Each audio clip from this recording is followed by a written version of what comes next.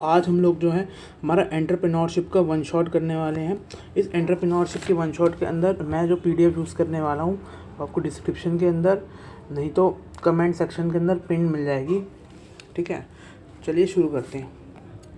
तो मैंने क्या किया है, मैंने हर चैप्टर से PYQ लिए हैं और इम्पोर्टेंट टॉपिक्स ले रखे हैं। अगर आप इनको कवर कर जाते हैं तो आपका पक्का 200% पेपर बन जाएगा। 200% आपका पेपर बन जाएगा इन सब से। चलिए शुरू करते हैं। सबसे पहला क्वेश्चन क्या है, डिफाइन एंटरप्रेन्योरशिप। सबसे पहले बताते हैं एंटरप्रेन्योरशिप क्या होता है। तो वो एंटरप्रेन्योरशिप एक ऐसा प्रोसेस होता है जिसके अंदर हमको बिज़नेस को स्टार्ट करना है, मैनेज करना है, रिस्क लेना है, कैसे इनोवेशन करना है। क्या बोला मैंने, सबसे पहले बिज़नेस को स्टार्ट करना है, मैनेज करना है, फिर रिस्क लेना है। ये सब कैसे करना है, इनोवेटिव मेथड के थ्रू, इनोवेशन के थ्रू, यानी कि कुछ नयापन ला के, पुराने मेथड से नहीं। बिजनेस को स्टार्ट करना है, मैनेज करना है और रिस्क लेना है इनोवेशन लगाते हुए। क्यों करना है, या तो हम प्रॉफिट कमा सके या फिर हम सोसाइटी में कुछ वैल्यू एडिशन कर सके, वैल्यू ऐड कर सके सोसाइटी के अंदर। ठीक है, इसको हम कहते हैं एंटरप्रेन्योरशिप। ठीक है, जैसे कि हम बात करें कुछ बिजनेस एंटरप्रेन्योर कौन कौन है। जैसे कि रतन टाटा जी थे हमारे, उन्होंने टाटा ग्रुप को शुरू किया था। विजय शेखर जो है उन्होंने पेटीएम के हैं। और धीरूभाई अंबानी जो मुकेश अंबानी के वो हैं, उन्होंने रिलायंस को शुरू किया था। ठीक है, इसको हम कहते हैं एंटरप्रेन्योरशिप। अब हम बात करते हैं फीचर्स ऑफ एंटरप्रेन्योरशिप। तो इसको लर्न करने के लिए हमारे पास एक ट्रिक है, RIP LV। देखो एंटरप्रेन्योरशिप का मतलब क्या होता है, नए ब्रांड्स को इंट्रोड्यूस करना, नए मेथड को इंस्टीट्यूट करना। तो अगर हम नए ब्रांड्स नए लाएंगे, तो आपको पता है LV नाम की एक ब्रांड है ना, तो हम क्या बोलेंगे RIP, यानी कि LV का तो खेल ख़त्म हो गया, अब नई इनोवेशन आ गई है। यानी कि एंटरप्रेन्योरशिप के फीचर्स का क्या लर्न करेंगे, RIP LV। सी देखो LV तो RIP हो गई, LV तो RIP हो गई। अब मैंने क्या क्या बोला, सी से क्या है, क्रिएटिविटी। एंटरप्रेन्योरशिप जो है वो क्रिएटिविटी करता है, हर प्रॉब्लम को सॉल्व करने के लिए कोई यूनिक सोल्यूशन लगाता है। सी से क्रिएटिविटी। फिर क्या है, आर से हमारे पास क्या है, रिस्क टेकिंग। एंटरप्रेन्योरशिप जो है वो फाइनेंशियल और बिजनेस रिस्क दोनों रहते हैं। फाइनेंशियल रिस्क यानी कि पैसों का रिस्क, और बिजनेस रिस्क यानी कि जो उसने बिजनेस शुरू किया है उसका डूबने का रिस्क। उसके बाद हमारे पास क्या है, आई से क्या है, इनोवेशन। इनोवेशन क्या करता है, वो कोई नया प्रोडक्ट या नया सर्विस को लॉन्च करता है। जैसे कि पेटीएम में पहली बार डिजिटल पेमेंट आया था, तो एक तरीके का वो न्यू सर्विस हो गया। पी से हमारे पास क्या है, प्रॉफिट ओरिएंटेड। जो बिज़नेस का एम है वो है प्रॉफिट को कमाना और बिज़नेस को ग्रो करना। एल से क्या है, लीडरशिप। एंटरप्रेन्योर वो लोग होते हैं जो गाइड और मोटिवेट करते हैं एम्प्लॉयज़ को।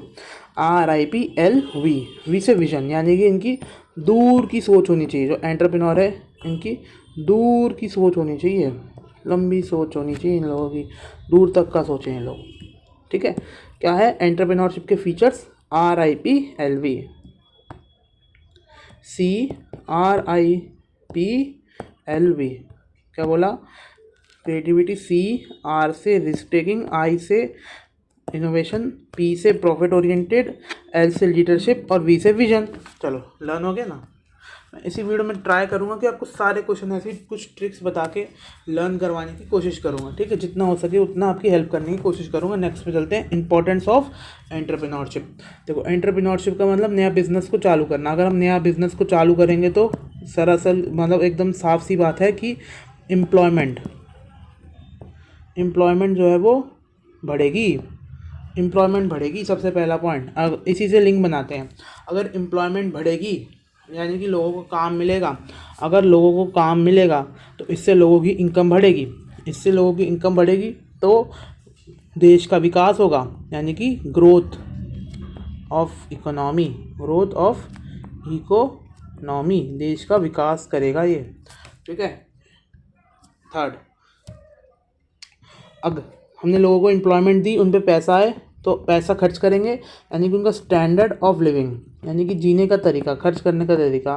कल तक वो आदमी बेरोज़गार था, आज उसको 40,000 की सैलरी मिल रही। कल तक वो पंखे के नीचे सोता था, आज वो AC के नीचे सो रहा है, यानी कि उसका स्टैंडर्ड ऑफ लिविंग जो है वो भी बढ़ गया। क्या क्या बढ़ गया, एम्प्लॉयमेंट बढ़ी, जिसकी वजह से लोगों को काम मिला, इसकी वजह से उनका स्टैंडर्ड ऑफ लिविंग बढ़ा और उसकी वजह से इकनॉमी में ग्रोथ आई। फिर ये तो हो गया। और क्या होता है एंटरप्रेन्योरशिप से, इससे इनोवेशन आता है। इनोवेशन से क्या मिलता है हमको, न्यू न्यू टेक्नोलॉजी मिलती हैं। जैसे कि पेटीएम एक एंटरप्रेन्योर लाया, उसने कुछ इनोवेट किया, उससे हमारा जीवन कितना आसान हो जाता है। यानी कि इनोवेशन आते हैं इनसे। और रिसोर्सेज का जो इफ़ेक्टिवली यूज़ कर रहे हैं, जो रिसोर्सेज हमारे पास है ना, उसका इफ़ेक्टिव यूज़ करते हैं एंटरप्रेन्योर्स, ताकि बिजनेस भी ग्रोथ होए, सोसाइटी को भी बेनिफिट मिले। ठीक है, तो क्या क्या हो जाएगा, आप सिंपल से याद रखो। इससे एम्प्लॉयमेंट बढ़ती है, जिसकी वजह से लोगों की स्टैंडर्ड ऑफ लिविंग बढ़ती है, जिसकी वजह से जीडीपी बढ़ती है। और ये कैसे काम करते हैं, कैसे एम्प्लॉयमेंट बढ़ा रहे हैं, ये लोग कोई इनोवेशन कर रहे हैं। अगर ये कुछ नया बिजनेस शुरू कर रहे हैं, कुछ नया इनोवेशन कर रहे हैं, इसकी वजह से जो रिसोर्सेज अनयूटिलाइज पड़े थे वो भी यूटिलाइज हो रहे हैं। देखो स्टोरी क्या है, सबसे पहले एक आदमी आता है, देखता है रिसोर्सेज कितने अनयूटिलाइज पड़े हैं, तो सबसे पहले वो अनयूटिलाइज रिसोर्सेज को यूज़ में लगाता है। हो सकता है इनको कुछ करना है, इनको यूज़ करना है, तो वो क्या करेगा, इनोवेशन करेगा। ठीक है, अब इनोवेशन करके कुछ बिजनेस स्टार्ट करता है। अब उसको बिजनेस करने के लिए एम्प्लॉयमेंट लोग चाहिए होंगे, तो इसकी वजह से एम्प्लॉयमेंट भी बढ़ती है। अच्छा, अब एम्प्लॉयमेंट बढ़ती है तो इसकी वजह से लोगों की इनकम बढ़ती है, यानी कि जो लोग बेरोज़गार थे अब उन पे रोज़गार है, यानी कि उनकी इनकम बढ़ेगी। अब अगर इनकम बढ़ती है तो उनका रहने सहने का तरीका भी बढ़ेगा। कल को मान लो मैं 0 रुपीज़ कमा रहा हूँ और आज मैं 40,000 रुपये कमा रहा हूँ, 30,000 रुपये कमा रहा हूँ, यानी कि मैं अपने स्टैंडर्ड ऑफ लिविंग, यानी कि मेरी इनकम बढ़ेगी तो मेरे रहने का तरीका भी बढ़ेगा, रहने खाने पीने का भी बढ़ेगा, स्टैंडर्ड ऑफ लिविंग बढ़ेगी। और फिर मैं खर्चा करूँगा, कुछ खरीदने जाऊँगा, फ़ोन खरीदूँगा, एसी खरीदूँगा, इससे एसी वाले और फ़ोन वाले की, इलेक्ट्रॉनिक वाले की भी इनकम बढ़ेगी। और ऐसे फिर इलेक्ट्रॉनिक वाला, ऐसे सब लोग जाएंगे, मतलब ऐसे स्पायरल बन जाता है और इसकी वजह से इकनॉमी की भी ग्रोथ होती है। ठीक है, तो आपको फाइनली इस स्टोरी से 5 पॉइंट लर्न करने में बहुत आसानी हो जाएगी। पहले एंटरप्रेन्योरशिप क्या होता है समझ लिया, उसके फीचर्स क्या हैं, RIPLV। फिर इस स्टोरी से हमको इम्पोर्टेंस याद हो जाएंगे। ट्रेड्स की बात करते हैं हम। ट्रेड्स में हमारा RIPLV तो यहाँ भी लग जाएगा, RIPLV, CRIPLV, बस यहाँ पे P नहीं लगाना हमको। ठीक है, तो 5 पॉइंट तो हमारे वही बन जाएंगे। उसके बाद आप कॉमन अपने हिसाब से भी लिख सकते हैं। C से क्या है, क्रिएटिव। जो हमारा एंटरप्रेन्योर है वो क्रिएटिव होना चाहिए, उसको प्रॉब्लम को एक नए तरीके से सॉल्व करना आना चाहिए, क्रिएटिव होना चाहिए। दूसरा, R से क्या है, रिस्क टेकिंग एबिलिटी होनी चाहिए उसके अंदर। फिर I से क्या, इनोवेशन होना चाहिए, यानी कि कोई तरीका को नए करना चाहिए। जैसे कि पेटीएम ने डिजिटल पेमेंट को इंट्रोड्यूस किया था। P तो है नहीं इसमें, सॉरी, है ना। और L से क्या, लीडरशिप, यानी कि उसके अंदर एक लीडर की कला होना चाहिए, वो लोगों को गाइड करना चाहिए, मोटिवेट करना चाहिए। अगर ऐसा बंदा नहीं है जो लोगों को गाइड नहीं कर पा रहा कि तुम्हारा क्या काम है, तुम्हारी क्या ड्यूटी है, क्या रिस्पॉन्सिबिलिटी है, तो उसका बिजनेस कैसे ग्रो होगा। एक विजन होना चाहिए। विजन का यानी कि उसकी दूर तक की सोच होनी चाहिए, ये नहीं कि वो आज तक के ही सीमित है, उसको लंबा सोचना, दूर तक का सोचना है ना। RIPLV, यहाँ से आपका ये 1 2 3 4 5 पॉइंट तो लर्न हो गए। और देखो एंटरप्रेन्योर है तो सबसे पहले इसमें रिस्क तो लेगा ही, और क्या हो सकता है, हार्ड वर्किंग तो होना ही चाहिए। हार्ड वर्क के बिना तो कुछ भी जीवन में नहीं हो पाता। ये तो फिर भी एक नया बिजनेस खड़े करने की बात है, हार्ड वर्किंग होना चाहिए। दूसरा, इसके पास कम्युनिकेशन स्किल्स बहुत अच्छी होनी चाहिए, इसके पास कम्युनिकेशन स्किल बहुत अच्छी होनी चाहिए, हार्ड वर्किंग होना चाहिए। और ये चीज़ों को ऑर्गेनाइज करते हुए चलना चाहिए, चीज़ों को ऑर्गेनाइज करते हुए रहना चाहिए। ठीक है, तो क्या बन गया हमारे पास, RIPLV, यहाँ पे P को हमने काट देना है, और हार्ड वर्किंग, ऑर्गेनाइजेशन करना पड़ेगा, और हार्ड वर्क। ये 8 पॉइंट लर्न कर लो, इसको एक्सप्लेन कर लेना, आपका काम बन जाएगा। चलो नेक्स्ट पे चलते हैं। Importance of entrepreneurship in our society growth. हमने सोसाइटी में कैसे ग्रोथ होता है, इसमें हमारी वो तो हमारी स्टोरी लग जाएगी, है ना, जो हमने ऊपर पढ़ी। ये बहुत ही सेम सिमिलर से टॉपिक से सिमिलर से क्वेश्चन है। इसमें हमारी जो ऊपर वाली स्टोरी है ना, वो अप्लाई हो जाएगी। कैसे अप्लाई होगी, देखो सबसे पहले क्या है, importance of entrepreneurship in society and economic growth. तो तो सबसे पहले हाँ, यूटिलाइजेशन ऑफ आइडल रिसोर्सेज, यानी कि उसने क्या देखा था, सबसे पहले उसने देखा था कि रिसोर्सेज खाली पड़े हुए हैं, फिर वो इस पर एक इनोवेशन लगा रहा था। सबसे पहला resources, utilization of resources, same point आ गया। Innovation and technology, same point आ गया। फिर उसने क्या देखा था, उसने काम शुरू किया था, कुछ बिजनेस किया था, एम्प्लॉयमेंट जनरेट हुई थी, ठीक है, एम्प्लॉयमेंट जनरेट हो गई थी, इसकी वजह से लोगों की इनकम बढ़ रही थी और स्टैंडर्ड ऑफ लिविंग जो है लोगों का बढ़ रहा था। स्टैंडर्ड ऑफ लिविंग बढ़ रहा था, इसकी वजह से लोग जो है खरीददारी कर रहे थे, और जब पूरे देश में सब लोग खरीददारी करते हैं तो इससे जीडीपी जो है वो हमारी इकोनॉमिक ग्रोथ हो जाती है, ठीक है। ये 5 पॉइंट तो कहानी से लर्न हो गए। उसके बाद एंटरप्रेन्योर जो है ना, वो ज़्यादातर अपना जो बिजनेस है वो बैकवर्ड एरिया में सेटअप करते हैं, क्योंकि यहाँ पे गवर्नमेंट उनको सब्सिडीज़ देती है। सब्सिडीज़ का माने कि, यानी कि सब्सिडी माने कि उनको कुछ बेनिफिट देती है, यानी कि मान लो अगर मैं बैकवर्ड एरिया में जाके अपनी इंडस्ट्री को सेट करता हूँ तो वो मुझे कुछ टैक्स में मतलब कुछ कमी कर देंगे मेरे लिए, यानी कुछ मुझे बेनिफिट दे देंगे, ठीक है। तो वो भी देते हैं अगर हम बैकवर्ड एरिया में करते हैं अपना सेटअप तो। और देखो, बिज़नेस स्टार्ट करते हैं, बिज़नेस की वजह से लोगों की इनकम बढ़ती है, और बिज़नेस जब ज़्यादा होने लगते हैं लोगों की भी इनकम बढ़ती है। इनकम जब लोगों की बढ़ेगी तो उनको इनकम टैक्स देना पड़ेगा, तो इसकी वजह से गवर्नमेंट का जो रेवेन्यू है वो भी बढ़ जाएगा। और ऊपर से जब बिज़नेस खुद काम करता है ना, तो बिज़नेस को भी गवर्नमेंट को टैक्स देना पड़ता है। तो जो लोग, एक तो बिज़नेस को भी टैक्स देना है, और क्योंकि लोगों की इनकम बढ़ रही है तो लोगों को भी टैक्स देना होगा, ठीक है। और लास्ट पॉइंट, एनकरेज कंपटीशन, इससे कंपटीशन जो है ना वो भी बढ़ता है। अच्छा देखो, जब अभी तक एक बिज़नेस था, अब एंटरप्रेन्योर आया, उसने बिज़नेस स्टार्ट कर दिया, तो इससे कंपटीशन बढ़ता है।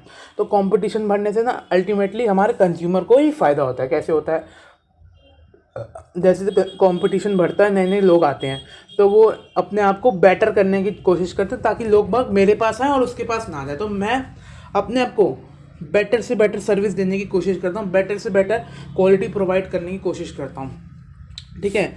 इससे कंपटीशन जो है ना वो भी इनकरेज होता है, और उसकी वजह से अल्टीमेटली कस्टमर को भी बेनिफिट मिलता है। फिजिबल एनालिसिस और एंटरप्रेन्योरशिप प्रोसेस, एंटरप्रेन्योरशिप का प्रोसेस क्या होता है, एंटरप्रेन्योरशिप का प्रोसेस होता है यानी कि बिज़नेस को स्टार्ट करना है, बिज़नेस को लेके चलना है। तो वो कैसे होता है, स्टार्ट करके लेके चलने से प्रोसेस, कैसे आइडिया आता है, इसको हम एंटरप्रेन्योरियल प्रोसेस कहते हैं। यानी कि कौन सा प्रोसेस लगा के हम एंटरप्रेन्योरशिप को करते हैं, कैसे हम अपने आइडियाज़ को लेके जाते हैं, कैसे हम अपने बिजनेस को करते हैं। तो एंटरप्रेन्योरशिप प्रोसेस इसको बोला जाता है। Entrepreneurial process means step involve in managing and starting the business successfully, business को मैनेज करना और स्टार्ट करना, इसको हम एंटरप्रेन्योरियल प्रोसेस कहते हैं। इसके कौन कौन से स्टेजेस की है, तो सबसे पहले देखो, अगर मुझे कोई भी बिज़नेस को शुरू करना है तो सबसे पहले मैं बस आइडिया आएगा दिमाग में, सबसे पहले घंटी बजेगी दिमाग में, टंग, तो वो घंटी क्या होगी, एक आइडिया आएगा मेरे दिमाग में कि मुझे बिज़नेस कैसे शुरू करना है। सबसे पहले finding new business idea and opportunity, business करने की कोई नया आइडिया, कोई नई अपॉर्चुनिटी आएगी सबसे पहले। उसके बाद मेरे पास जो आइडिया आया है, अब उससे रिलेटेड मैं अपॉर्चुनिटी ढूंढूंगा। जैसे कि मेरा एक आइडिया आता है कि फूड डिलीवरी ऐप मुझे स्टार्ट करना है क्योंकि उसकी बहुत डिमांड है। तो अब मैं कैसे फूड डिलीवरी ऐप स्टार्ट कर सकता हूँ, मुझे लग रहा है पहले ही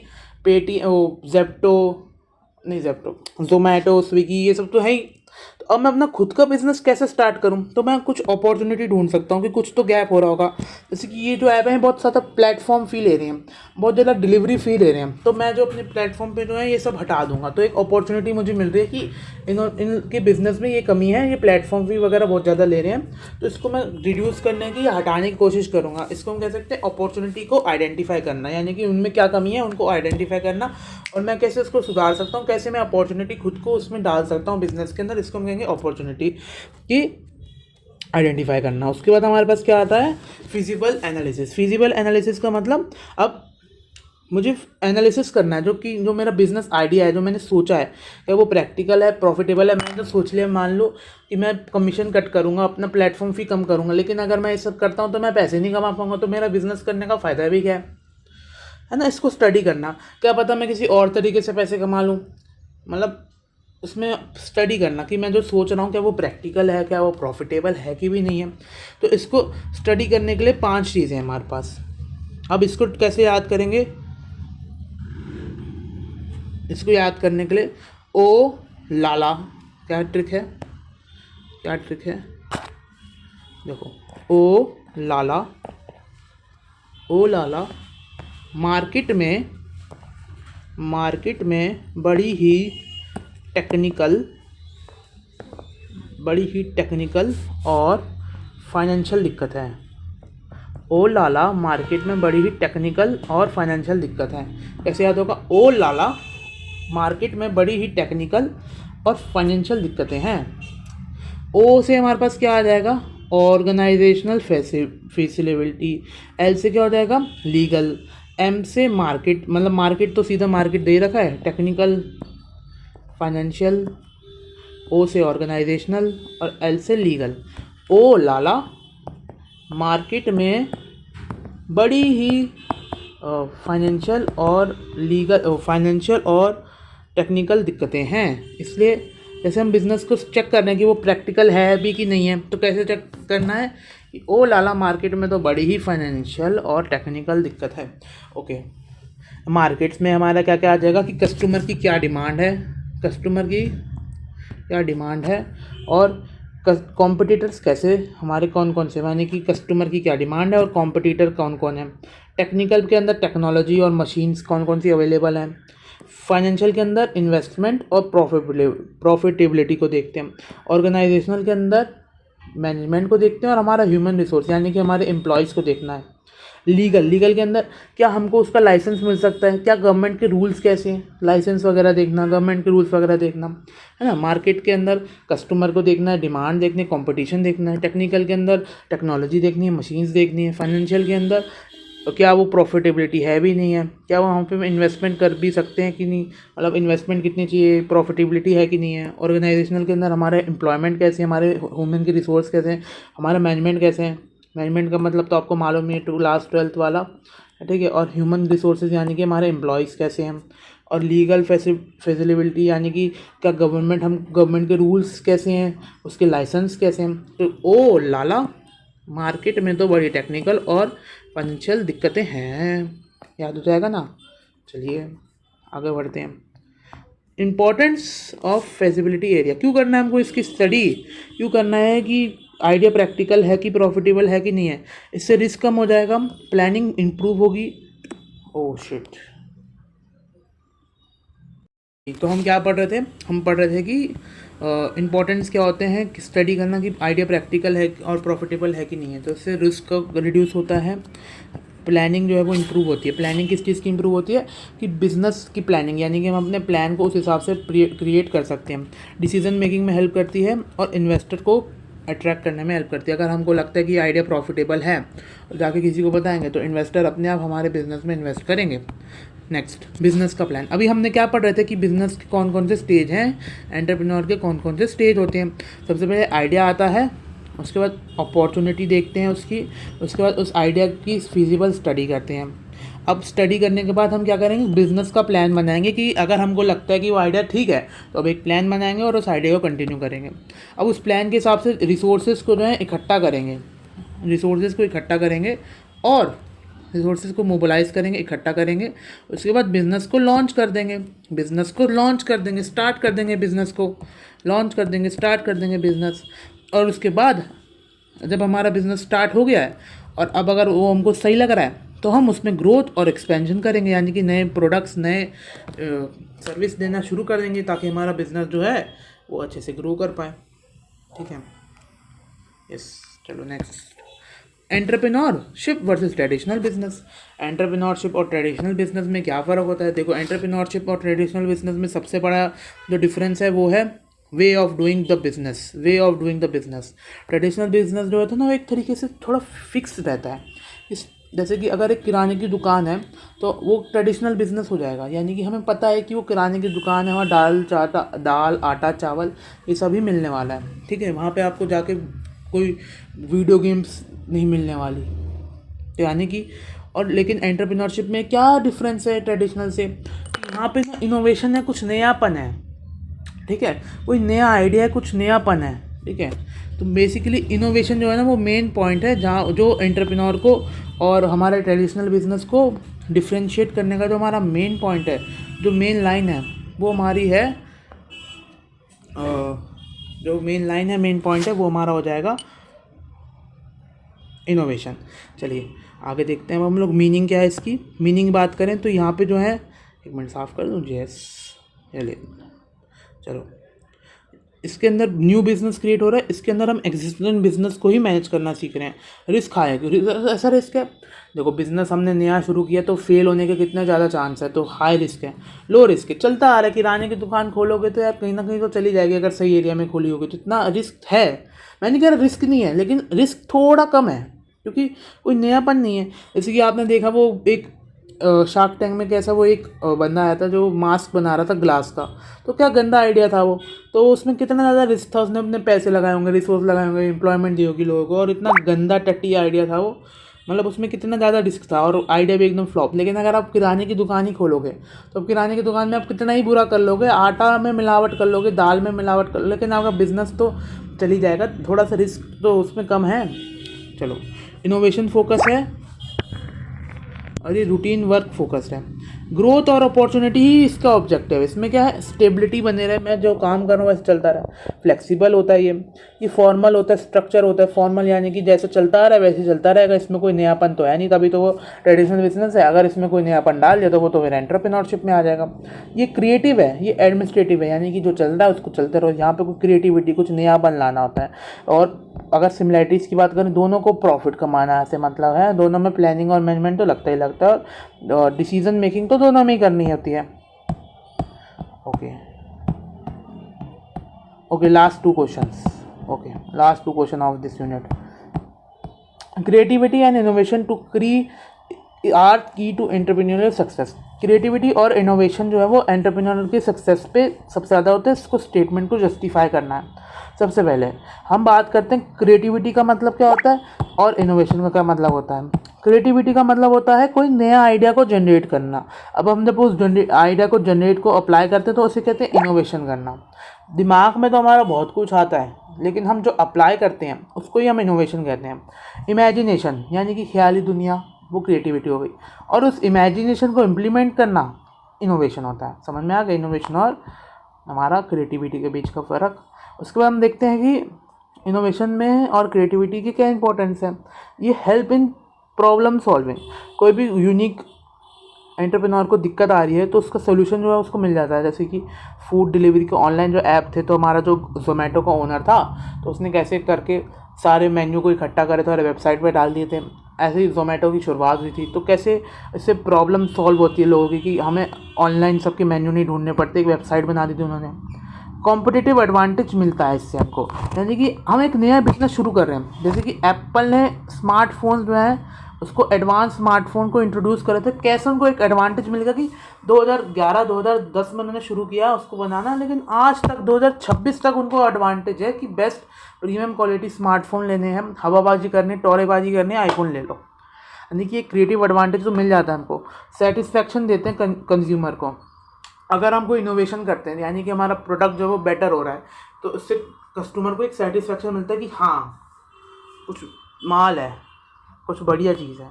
इंक्रीज बिजनेस ग्रोथ, बिजनेस के ग्रोथ में भी हेल्प करता है हमको इनोवेशन और क्रिएटिविटी। यानी कि कुछ नया आइडिया, कुछ थॉट्स अगर हम लाते रहते हैं उससे बिजनेस के अंदर क्रिएटिविटी है। एक minute, yes, adapt to the market. Market में जो भी चेंजेस आ रहे हैं उसको अडेप्ट करने में भी हमको बहुत मदद करता है क्रिएटिविटी और इनोवेशन। और कोई भी न्यू अपॉर्चुनिटी हमको मिलती है तो हम उसको ग्रैब कर सकते हैं। अगर हम इनोवेशन या क्रिएटिविटी दिखाएंगे अपने बिजनेस में, कोई हमको लूप होल दिख रहा है, कोई अपॉर्चुनिटी दिख रही है, तो उसको हम बिजनेस में अप्लाई भी कर पाएंगे। चलिए नेक्स्ट, लास्ट, एंटरप्रेन्योरियल थ्योरीज। कौन कौन सी एंटरप्रेन्योरियल थ्योरीज हमको पढ़नी है। इसके अंदर हमको बेसिकली 3 से 4 एंटरप्रेन्योरियल थ्योरी पढ़नी है। सबसे पहले नाम याद रखेंगे इनोवेशन। अगर इनोवेशन दिखता है तो याद रखना शुम्पीटर, याद रखेंगे शुम्पीटर। इनोवेशन कहीं भी दिख जाता है आपको तो शुम्पीटर थ्योरी हमको यहाँ लगाना है। शुम्पीटर ने दी थी इनोवेशन की थ्योरी। इनोवेशन थ्योरी क्या आती है, एंटरप्रेन्योर वो लोग हैं जो कुछ इनोवेट करते हैं, कोई नया प्रोडक्ट या कोई नया मेथड, ठीक है। यानी कि जो हमारा फॉर्मल बिजनेस है उसको करने का एक नया मेथड, कोई नया मेथड देते हैं या फिर न्यू प्रोडक्ट या फिर कोई न्यू मेथड देते हैं। उसके बाद new product, new technology, new market, new method of production. जैसे कि पेटीएम ने डिजिटल पेमेंट को अप्लाई किया था तो वो शुम्पेटर इनोवेशन के अंदर आ जाते हैं। उसके बाद हमारे पास होती है अचीवमेंट और मोटिवेशन की थ्योरी, डेविड मैकक्लेरन ने दी थी ये हमको, ठीक है। यानी कि एंटरप्रेन्योर जो वो लोग होते हैं जो हाईली मोटिवेटेड होते हैं कुछ अचीव करने के लिए। अचीवमेंट थ्योरी में कहती थी कि एंटरप्रेन्योर वो लोग हैं जिनको कुछ जीवन में अचीव करना है। तो ऐसे लोग कैसे होते हैं जिनको गोल ओरिएंटेड होता है, कुछ अचीव करना है, कुछ तो पाके रहना है इस दुनिया में, कुछ अचीव करना है, hard working, self confident, risk taking. इसकी धीरू भाई अंबानी थे, इन्होंने रिलायंस को शुरू किया था। रिस्क बियरिंग थ्योरी, यानी कि एंटरप्रेन्योर वो लोग हैं जो बहुत ज़्यादा रिस्क लेते हैं और उस रिस्क के बदले में उनको प्रॉफिट मिलता है। उस रिस्क का रिवॉर्ड क्या है? प्रॉफिट। रिस्क लेते हैं और डिसीजन बनाते हैं। सोशोलॉजिकल थ्योरी कि सोशल फैक्टर्स जो हैं वो एंटरप्रेन्योरशिप को इफेक्ट करते हैं। यानी कि अगर कोई बंगाल से आया है तो उसका आइडिया होगा कि मच्छी में कोई बिज़नेस करते हैं। कोई गुजरात से आएगा तो गुजरातियों का तो वैसे भी बहुत कुछ होता है। कोई राजस्थान से आएगा तो दाल बाटी, मतलब जैसे कि आपका सोशल बैकग्राउंड है ना, उसके हिसाब से आप एंटरप्रेन्योरशिप के बारे में सोचते हो। फैमिली का बैकग्राउंड कैसा है, एजुकेशन कैसी, कल्चर कैसे, सोशल वैल्यूज़ कहते हैं। उसके बाद economic theory, economic conditions encourage entrepreneurship. Economic condition जो है जहाँ एंटरप्रेन्योरशिप को करते हैं, यानी कि अगर इकोनॉमिक जो कंडीशंस हैं वो मेरे फेवरेबल है तो मैं एंटरप्रेन्योरशिप करूँगा। जैसे कि गवर्नमेंट अगर सब्सिडी दे रही है तो मैं सोचूंगा कि मैं जॉब से अच्छा कोई अपना खुद का इनोवेशन करके बिजनेस करता हूँ, ठीक है। कैपिटल अगर सही दाम पे मिल रही है, मार्केट में डिमांड है उस प्रोडक्ट की, गवर्नमेंट सपोर्ट करे, इंफ्रास्ट्रक्चर अच्छा है, इसे कहते हैं इकोनॉमिक थ्योरी, ठीक है। इसी के साथ आपकी यूनिट 1 पूरी होती है। मैंने आपको 2-4 जगह पर ट्रिक्स भी दी थी। पूरे चैप्टर में ट्रिक्स नहीं देते क्योंकि फिर बहुत कन्फ्यूजन हो जाती है। आपको पसंद आया होगा। चलिए नेक्स्ट यूनिट पे मिलते हैं आप।